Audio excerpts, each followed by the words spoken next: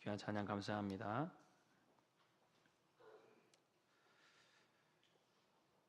혹시 여러분 파인애플 스토리라는 이야기를 아십니까? 원제목은 파인애플 스토리지만 이 책의 부제는 분노를 정복하는 방법 이렇게 되어 있습니다. 이 책은 실화를 다룬 이야기이기도 하고 선교사님의 선교 사역 가운데 원주민을 주님께로 돌이키는 과정이 현대 크리스천들이 어떻게 살아야 하는지 잘 보여주는 책이어서 한때 많은 그리스도인들에게 큰 도전을 주기도 한 책입니다. 이 책의 내용을 보면 뉴기니 섬으로 한 선교사님이 의료 선교를 떠납니다. 거기서 선교를 하다가 선교사님이 육지에 있을 때 먹어보던 이 파인애플이 너무 먹고 싶어서 파인애플 나무 100그루를 구해옵니다. 구해와서 현지 원주민을 고용을 해서 밭에다가 100그루 나무를 심습니다. 이제 3년만 지나면 이제 나도 파인애플 먹을 수 있겠구나 기대하며 3년을 기다렸습니다. 열매가 열리고 좀 익어갈 쯤 되니까 이제 곧 따먹을 수 있겠다 싶어서 이제 열매가 익었으니 따먹으면 되겠지 해서 밭으로 나갔는데 열매가 하나도 없는 거예요. 이게 어떻게 된 일인가 싶어서 알아보니까 이 묘목을 심은 그 원주민이 열매를 다 따갔다는 거예요.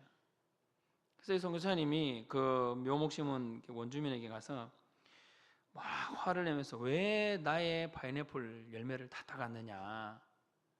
그렇게 하니까 이 원주민이 하는 말이 내가 심었으니 내가 따가는 거지. 그래서 화가 난 선교사님이 원주민에게 다시는 이렇게 하면 안 된다고 경고를 하고는 그 원주민에게 이게 절대 손대지 말라고 하고는 했습니다. 근데 원주민의 법은 자기 손으로 심은 나무 열매는 자기 것이라는 그런 법이 있대요. 아무리 경고하고 위협됐지만 아무런 효과가 없었어요. 그래서 너무 화가 난 선교사님이 병원 문을 그냥 닫아버렸답니다. 그래서 아무도 찾아오지 않는 병원을 그대로 둘 수 없어서 다시 병원 문을 열고 다시 원주민에게 잘 타이르기도 하고 막 윽박지르기도 하고 해서 다음에 기다렸답니다. 또 열매가 열리니까 또 몽땅 다 따가버린 거예요. 너무 화가 난 이 선교사님이 이 독일산 세포트를 사와서 이렇게 풀어놓았답니다. 그러자 이 원주민들이 꼼짝달싹을 못하는 거예요. 하는 수 없이 다시 세포트를 없앴어요. 다시 파인애플은 없어집니다. 그래서 이 선교사님이 안 되겠다 싶어서 그러면 이거 네가 다 가지고 가고 이 100군 네가 다 하고 다시 요만큼은 좀 나를 위해서 심어달라. 이렇게 해서 또 심었답니다. 마찬가지 그 심었던 것도 다 따갔다는 거예요. 지친 심령을 안고 이 선교사님이 안식년에 선교사 재교육 이 세미나를 참석을 했습니다. 그곳에서 우리가 가진 모든 것은 하나님께 드려야 됩니다. 내 것은 다 하나님의 겁니다. 라는 말을 듣고 마음에 큰 도전을 받았답니다. 이런 메시지를 듣고 마음의 변화가 일어났고 세미나를 마치고 선교지로 돌아온 선교사님은 결단을 하지요. 여전히 파인애플은 없어지지만 아무런 반응을 보이지 않습니다. 이전과 다르게 화를 내거나 원주민을 찾아가서 경고하고 막 윽박지르고 그런 일도 없었습니다. 자신의 것이 아니라 하나님의 것이다 라고 내려놓았기 때문이에요. 어느 날 원주민이 찾아와서 묻습니다. 두한, 두한이 외국인이라는 말이래요. 두한, 왜 화를 내지 않는 거예요? 아, 내가 이제 그 밭을 다른 사람에게 줬어. 누구에게요? 하나님에게 줬어. 그제서 이 원주민이 자기 잘못을 뉘우치고 나가지 않았다는 거예요. 그러면서 선교사님이 하는 말이 당신은 드디어 크리스찬이 됐군요. 그렇죠. 그러자 이 말을 듣고 선교사님 속으로 아니 내가 크리스찬이 된 지 20년이 넘었는데 무슨 말을 하는 겁니까? 라고 묻고 싶었지만 왜 그렇게 묻냐고 되물었습니다. 자, 왜 이제 그렇게 말하냐 하니까 우리가 파인애플을 훔쳐가도 화를 내지 않으니까요. 그래서 이 선교사님은 이 밭을 하나님에게 줬고 그 원주민도 다 뉘우치고 더 이상 따가지 않았다는 거예요. 몇 날이 지나자 이 원주민이 이 선교사님에게 와서 지금 파인애플을 따먹지 않으면 다 썩어서 없어진다고. 아, 괜찮다고. 저거 내 것이 아니라서 따먹을 수 없다고. 하나님의 것이다. 그러자 이 원주민이 파인애플을 따와서 선교사님께 내놓으면서 또한 같이 먹읍시다 하면서 그것을 함께 먹을 수 있었다는 겁니다.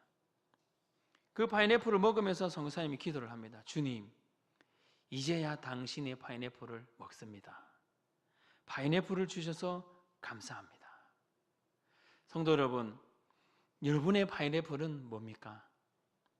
이 파인애플 스토리 책 맨 마지막 부분에 선교사님이 이 파인애플 열매에다가 이런 것들을 적어 놓았어요. 아들, 시간, 건강, 물질, 선교.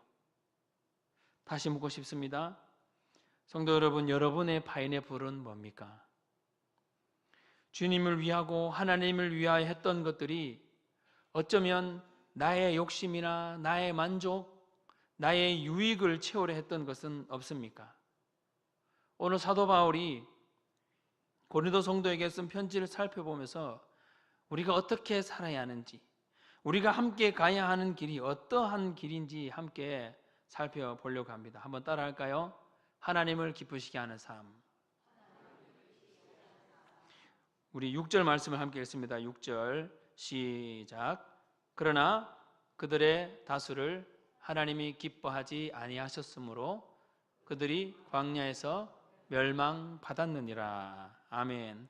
바울이 지금 고린도 교회 성도들에게 누구를 예로 들고 있습니까? 1절을 보면 우리 조상들이라고 언급하면서 이 조상들을 구체적으로 누구라고 말하고 있습니까? 5절에 보면 광야에서 멸망받은 사람들, 멸망받은 조상들을 딱 제시하고 있습니다. 광야에서 우리 조상들이 멸망받은 이유가 뭐라고 해요? 7절부터 10절을 쭉 보면 여러 가지가 언급되는데 제일 먼저 언급되는 게 뭡니까? 우상숭배. 여러분 가지고 계신 성경을 보면 7절 마지막에 이와 연관된 구절로 출애굽기 32장 4절, 6절 여기 조그맣게 표시가 되어 있을 겁니다. 출애굽기 32장 하면 혹시 떠오르는 게 있나요? 이스라엘 백성들이 출애굽한 이후에 홍해를 건너지요. 그리고 시내산 아래까지 옵니다. 그런데 시내산 아래에서 이스라엘 백성들이 거기에서 금송아지를 만들었어요. 그리고 그것을 우리의 신이라고 하며 경배하기 시작을 합니다. 이때 모세가 어디 있습니까? 시내산에 있습니다. 모세는 시내산에 올라가서 하나님과 만나고 있고 하나님은 이스라엘 백성들에게 삶의 스타일로 10계명을 주면서 그 첫 계명이 뭡니까? 하나님 외에 다른 신을 섬기지 마라. 두 번째는 우상 숭배하지 마라. 이런 말을 지금 하나님께서 모세에게 주고 있는데 그 산 아래에서 이스라엘 백성들이 하는 것이 금송아지 만들고 그것을 섬기고 있는 거예요. 우리 함께 볼까요? 출애굽기 32장 4절을 함께 화면을 보면서 읽습니다. 시작. 아론이 그들의 손에서 금고리를 받아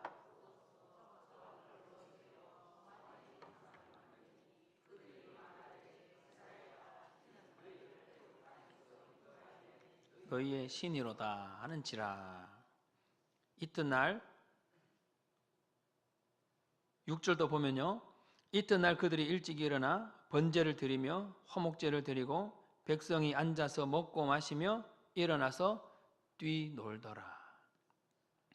여기서 말하는 뛰놀더라, 이것이 어떤 의미인지 원어를 찾아보니까 이것이 당시 이교도들이 우상 숭배를 할 때 제사를 하던 모습과 같은 그런 의미로 차하크라는 단어를 썼어요.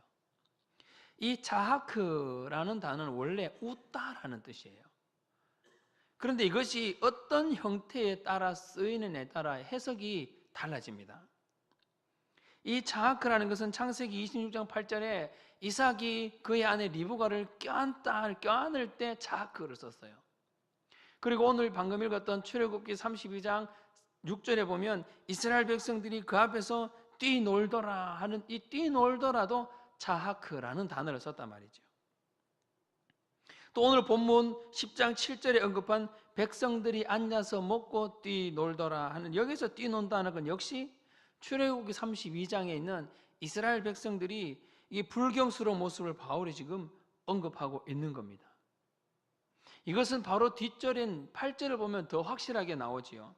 8절에 보면 조상들이 어떤 죄를 꼭 집어서 말합니까? 음행.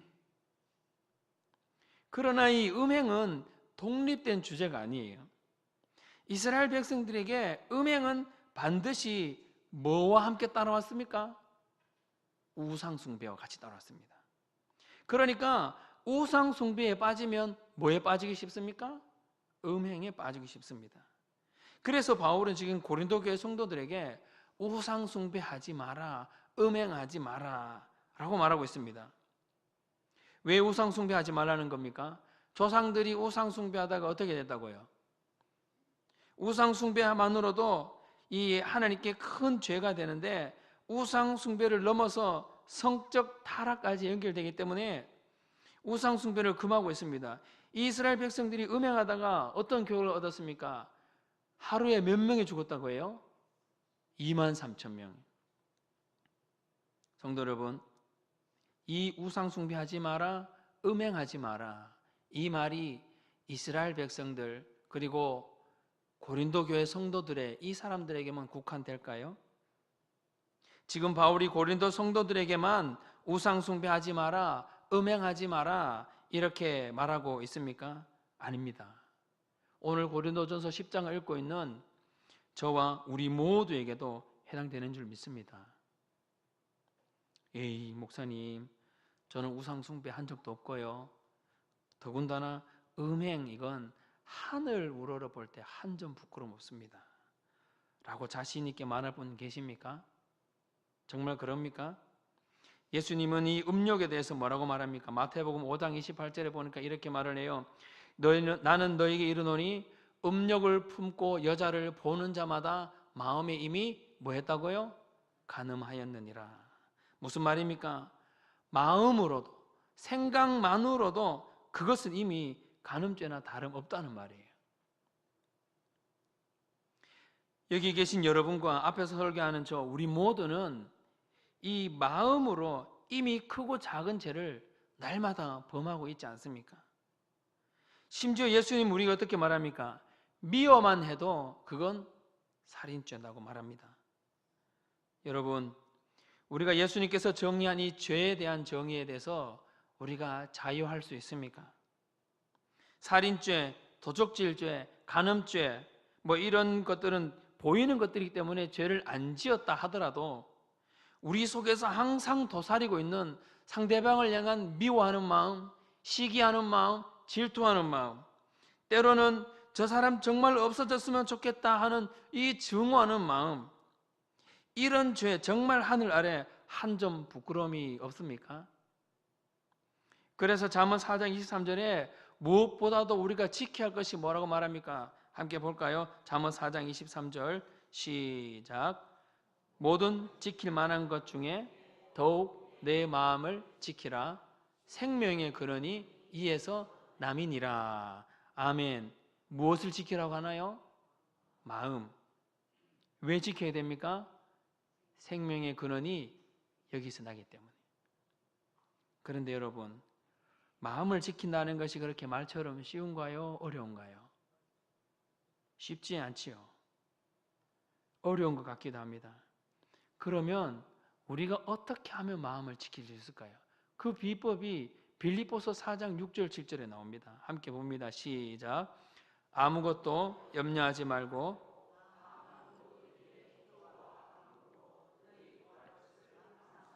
하나님께 아뢰라. 그리하면 못 지각에 뛰어난 하나님의 평강이 그리스도 예수 안에서 너희 마음과 생각을 지키시리라. 아멘. 우리의 마음과 생각을 지킬 의지는 우리에게 있습니다. 마음을 지켜야지, 생각을 지켜야지 하는 이런 의지는 있습니다만 우리에게는 이 생각을 지켜나갈 이 힘이 부족한 거예요. 그런데 어떻게 하면 됩니까? 모든 것을 하나님께서 이루어 주시도록 기도와 간구로 하나님께 나아가면 되는 거예요. 우리가 마음을 지키고, 아니죠. 우리가 마음을 지키고 생각을 지키는 것이 아닙니다. 7절 마지막에 보면 너희 이 마음과 생각을 지키시리라. 즉 우리의 마음과 생각을 누가 지키는 겁니까? 우리가 지키는 겁니까? 하나님이 지켜주는 겁니다. 그러면 우리는 뭐 하면 됩니까? 하나님께 기도로 나아가면 돼요. 어떤 태도로요? 겸손함으로, 감사함으로. 성도 여러분, 아무리 죄를 짓지 않으려 해도 마음으로 짓는 죄, 생각으로 짓는 죄, 이것은 우리가 어떻게 막을 방법이 없어요. 생각을 우리가 어떻게 컨트롤할 수 없습니다. 그러나 이것이 가능하게 할 수 있는 것이 뭐라고요? 감사. 화가 날 때 있지요. 요즘같이 날씨가 덥고 그럴 땐 가만히 있어도 이 짜증 게이지가 이만큼 올라와 있죠. 그런데 누가 이 스트레스 조금만 받게 하면 이 짜증이 확 폭발하지 않습니까? 불평도 있고 불만을 한 것도 한두 가지가 아니죠. 그럴 때 우리는 쉽게 혈기 부리기 쉽습니다. 그런데 그때 우리가 뭐 해야 됩니까? 감사. 목사님, 짜증 나는데 스트레스가 나서 이 폭발을 했는데 이게 어떻게 감사가 됩니까? 이게 저도 물론 잘 안 됩니다. 그런데 여러분 가만히 생각해 보세요. 짜증이 가만히 있다 갑자기 납니까? 이 스트레스가 폭발하는 게 가만히 잘 지내다가 갑자기 폭발합니까? 그렇지 않지요. 어느 순간에 보면 짜증나는 순간이 좀 생깁니다. 어느 순간 스트레스 받는 순간이 생기죠. 그러한 상황의 속에 우리가 뭘 해야 되냐면 짜증 낼 것을 찾아내는 것이 아니라 불평할 것, 불만스러운 걸 막 찾아내서 그걸 막 묵상하고 그런 것이 아니라 그럴 때 우리가 오히려 하나님께 감사의 입술로 바꿔야 되는 거죠. 아멘.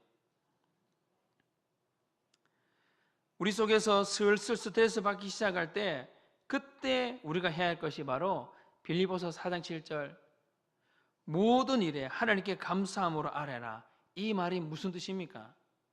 어떤 일에 대해서 짜증거리가 먼저 찾거나 불평거리 먼저 찾는 그런 것이 아니라 모든 요소에서 모든 일에서 하나님께 감사합니다.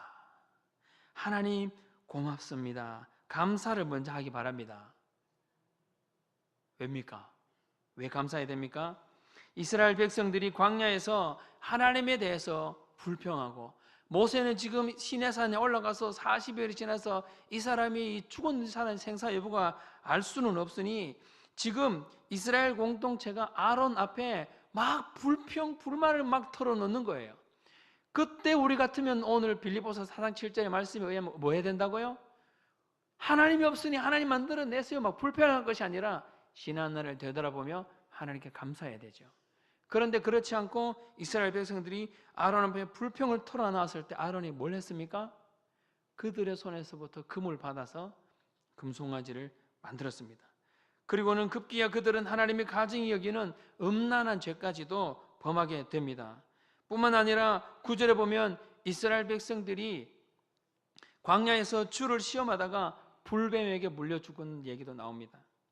또 어떤 때는 이스라엘 백성들이 원망하다가 멸망받았다는 이야기도, 그런 것을 바울이 고린도 교회에 지금 하고 있는 겁니다.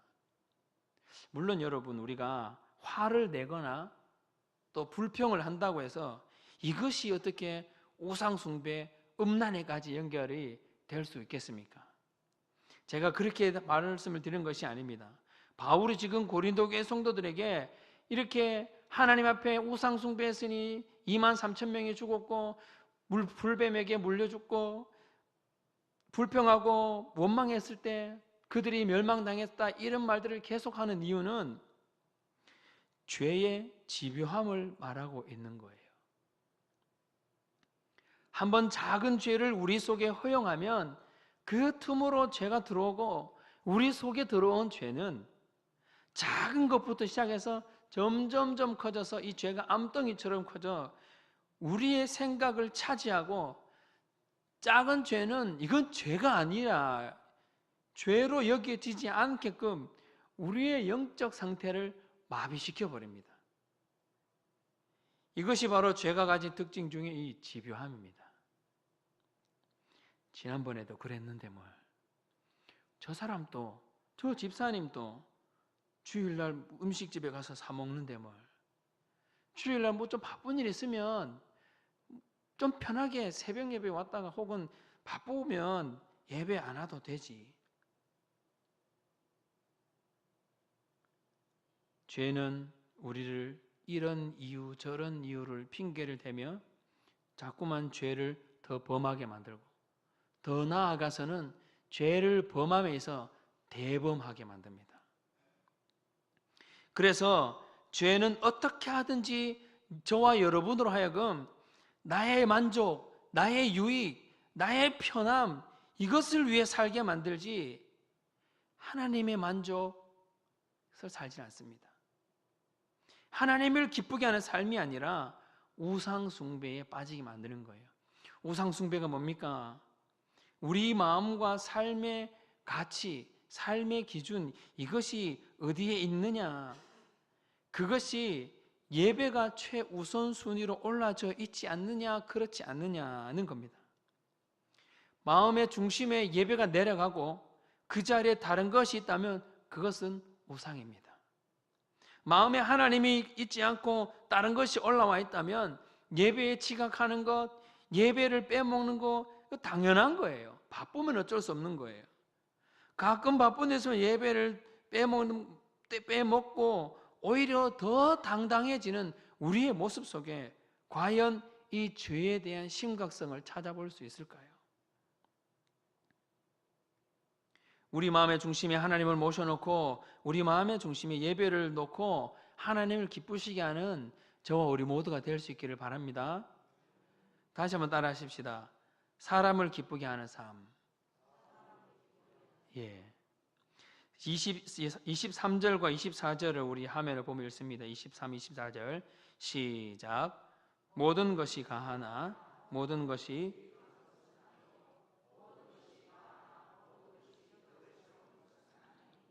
누구든지 자기 유익을 구하지 말고 남의 유익을 구하라. 아멘. 24절에 뭐라고 말합니까? 남의 유익을 구하라. 여러분 다른 사람을 위해 자신의 것을 포기해 본 경험이 있습니까?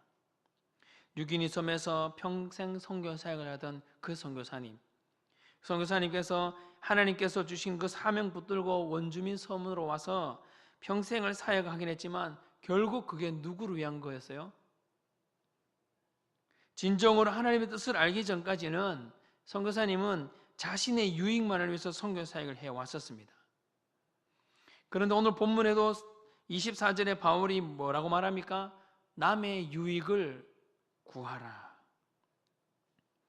지금 바울이 남의 유익을 위해 살아라고 할 때 남의 유익이 구체적으로 어떤 것인지 25절 이하에 바울이 그 한 가지 꼭 집어서 말을 하고 있지요. 뭡니까? 시장에 파는 것. 시장에 파는 것이 뭐길래 바울이 지금 이렇게 남의 유익이라는 표현을 하면서 언급을 합니까? 당시에 고린도 도시의 시장에 매매되는 음식, 특히 이 고기 관련된 것이겠죠. 이 고기가 어떤 고기냐 하면 우상 숭배 때, 이 제사 지낼 때 썼던 그 고기가 이제 판매되기 위해서 시장으로 흘러나오는 거예요. 그러니까 제사 때 사용한 고기를 이제 시장에서 사서 먹는 거예요. 그러면 이 우상에 드렸던 이 음식, 이 고기를 성도가 먹어도 되느냐, 먹지 말아야 하느냐, 이런 문제로 지금 고린도 안에 크고 작은 의견이 지금 막 분분하고 있는 겁니다. 그래서 바울이 뭐라고 말합니까? 바로 다음 25절에 보니까 무릇 시장에 파는 것은 양심을 위하여 묻지 말고 먹어라. 시장에서 고기를 구입했다 하더라도 그 출처를 묻지 말고 그냥 먹으라는 겁니다. 이게 뭐 우상에게 바쳐졌는 것인지 어떻게 사용되어 있는지 그건 중요한 게 아니라는 거예요. 그것이 성도와 하나님과의 관계를 영향을 주지 않는다는 겁니다. 아무런 영향을 주지 않는다는 거예요. 이미 우리는 지난번 8장을 살펴보면서 음식을 더 먹는다고 해서 더 잘 살거나 또 덜 먹는다고 해서 더 못 살지 않는다는 것을 살펴봤습니다. 그러니까 바울이 시장에서 파는 어떤 것이든 어떤 음식이든 먹는 것으로 인해 가지고 서로 판단하지 말라는 거예요.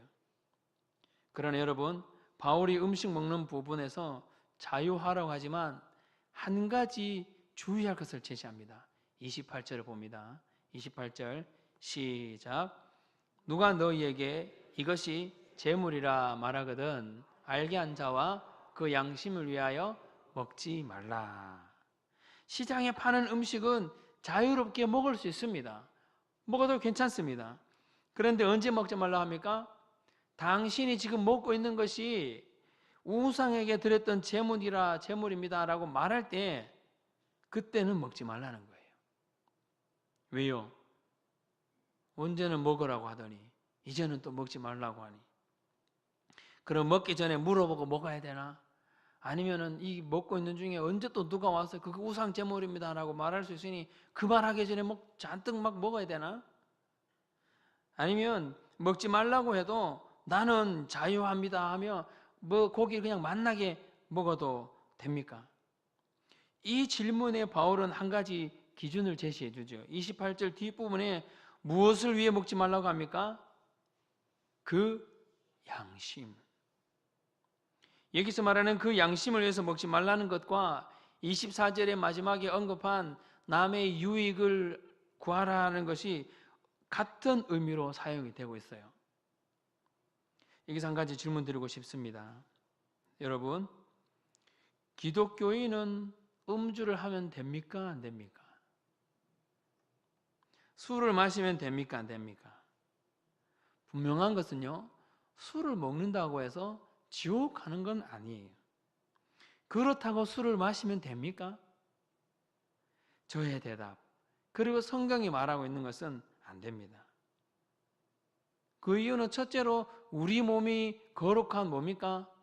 성전. 거룩한 성전, 이 거룩한 성전과도 같은 이 우리 몸을 거룩하게 가꿔야 되는 건 당연한 거 아닙니까? 그죠? 그런데 이 거룩한 게 가꿔야 될 이 몸에 알코올을 붓는다? 이게 가능한 겁니까?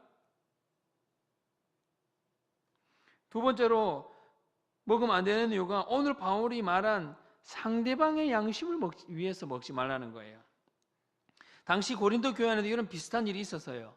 고린도 교회 안에 보면 일부 신앙이 약한 자나 초신자들이 있었는데 그들을 향한 배려심이 전혀 없는 기성교인들, 교회를 오래전부터 다녔던 그들이 미성숙한 자들을 일체 배려하지 않는, 이들을 일체 고려하지 않는 그러한 태도가 있었던 거예요. 나는 자유하니까. 나에게 있는 이 자유를 마음껏 행사했습니다. 그래서 바울은 시장에 파는 고기를 또는 음식을 사서 먹을 때는 출처에 대해서 묻지 말고 먹을 수 있지만 만일 그 음식의 출처에 대해서 믿음이 약한 우리 교회 처음 나온 성도가 우리가 술을 이렇게 홀짝 마시고 있는 모습을 봤을 때 그의 양심에 어떻게 기독교인이 이런 생각을 한다면 먹지 말라는 거예요. 상대방의 어린 신앙, 아직 성장하지 못한 상대방의 신앙을 고려해서 먹지 말라는 겁니다. 마찬가지로 우리가 술을 마시면 안 되는 이유, 담배를 피우면 안 되는 이유, 그게 뭐라고요? 상대방의 양심. 누군가가 우리가 술을 마시고 있는 모습이나 담배를 흡연을 하고 있는 모습을 보면 기독교인이 술을 마시네? 기독교인이 담배를 피네? 이렇게 말을 하거나 생각을 하게끔 한다면 그것은 상대방의 마음에 나도 저 사람이 믿는 예수님을 믿고 싶다. 나도 저분이 다니는 교회 다니고 싶다. 그런 생각을 들지 않게 한다는 거예요. 그렇기 때문에 상대방의 양심을 위해서 술을 마시지 않아야 하고 담배를 될 수 있으면 끊어야 하는 거예요. 그러면 여러분, 이렇게 되면 또 질문이 생기죠. 목사님, 그러면 아무도 안 보이는 데서 나 혼자 문고를 잠그고 술 마시고 담배 피면 되겠네요. 과연 그렇습니까? 우리 31절을 봅니다. 31절 함께 봅니다. 시작. 그런즉 너희가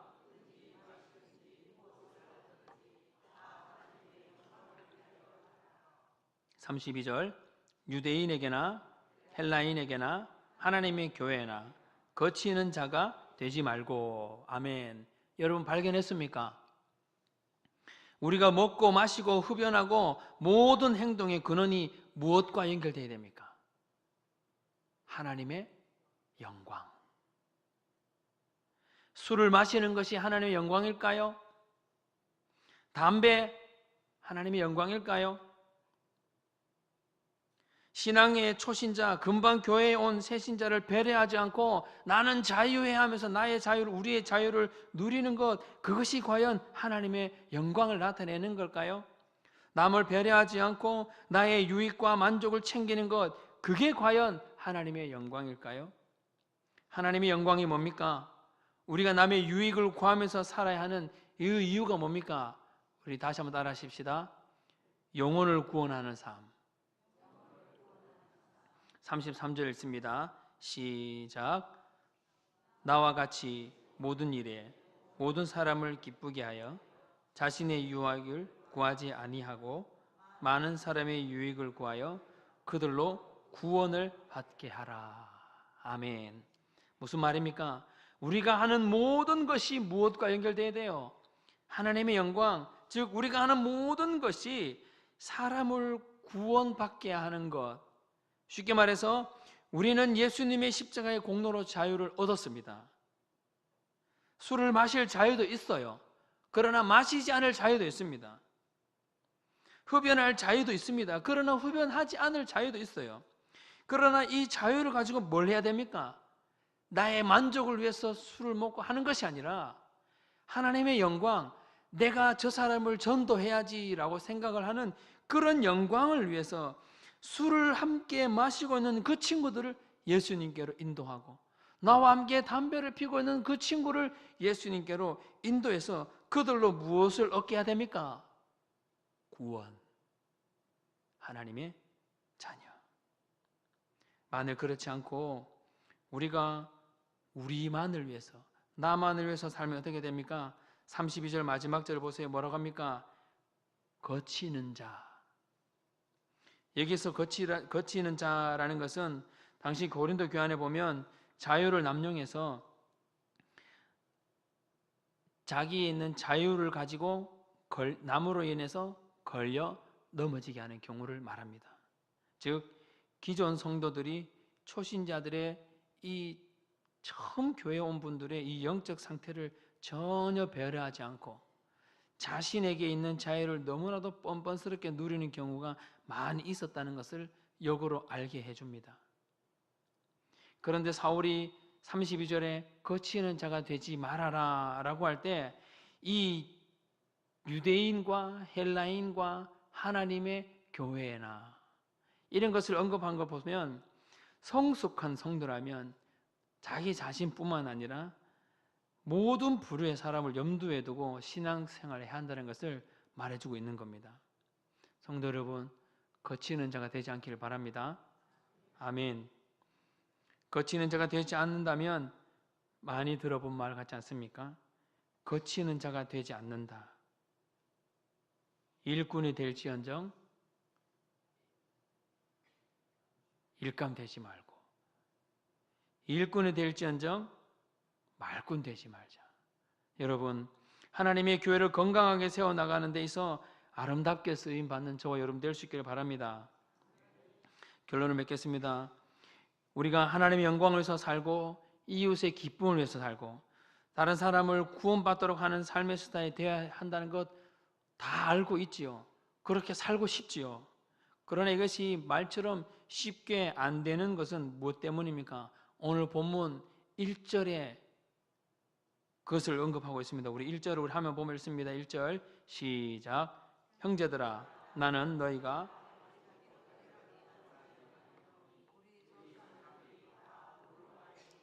바다 가운데로 지나며. 아멘. 바울이 지금 고린도 성도에게 제일 먼저 언급하는 것이 뭡니까? 잊지 않기를 바란다는 거예요. 다시 말하면 잊지 말라는 겁니다. 우리 조상들이 광야에서 하나님이 싫어하는 우상 숭배하고 음란에 빠졌을 때 그들이 어떻게 됐는지 잊지 말라는 거예요. 우리 조상들이 광야에서 하나님을 원망했을 때, 불평했을 때 그들이 어떻게 죽었는지, 우리 조상들이 광야에서 하나님을 시험했을 때 그들이 어떻게 멸망했는지 잊지 말라는 겁니다.